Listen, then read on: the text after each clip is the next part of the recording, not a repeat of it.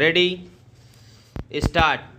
Sir, today in our country, the biggest problem which requires solution at the top level and in the most urgent manner is the problem of population explosion. We are all aware that we are adding on Australia to India every year. So far as increase in our population is concerned.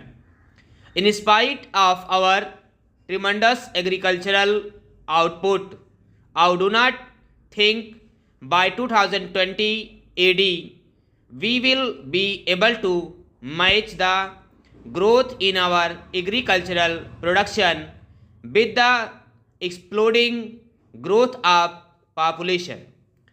And as far as the availability of houses, schools, and other amenities which are required for our population is concerned, we will be lagging for far beyond.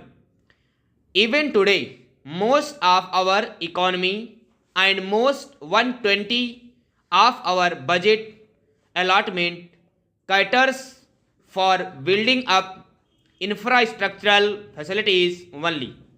This has resulted in stagnation of development of our country.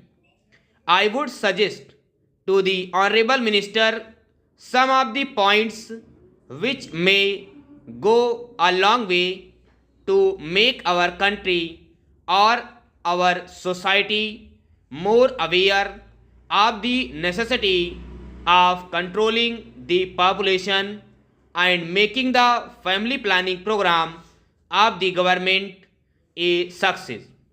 My first suggestion is that society's involvement should be more intensified. Today, most of the family welfare and family planning programs are being made, executed, and monitored by the government. My suggestion is that more and more 220 non government social organizations should be involved. The biggest hurdle in our country today is religion.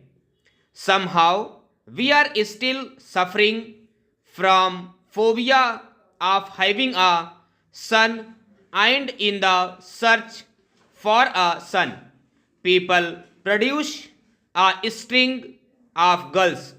Not that the girls are not welcome, but this is the philosophy of some of the religions.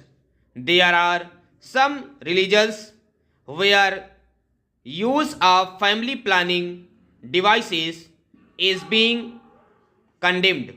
There are some religions where abortions are supposed to be anti religious. So far as our villages are concerned, the family planning movement definitely desires to be intensified. 320 today, the rural areas are more urban oriented. We are having more family planning movements in the urban areas where the rich, the upper middle, and the middle class live. We all know that in this class of society, people have taken family planning seriously and successfully so far as the family planning movement is concerned. But in villages, we still require the necessity of having this movement intensified. The basic reason is that so far as poor people are concerned, the poor people living in the urban areas, they think that having a large number of children is an economic boon.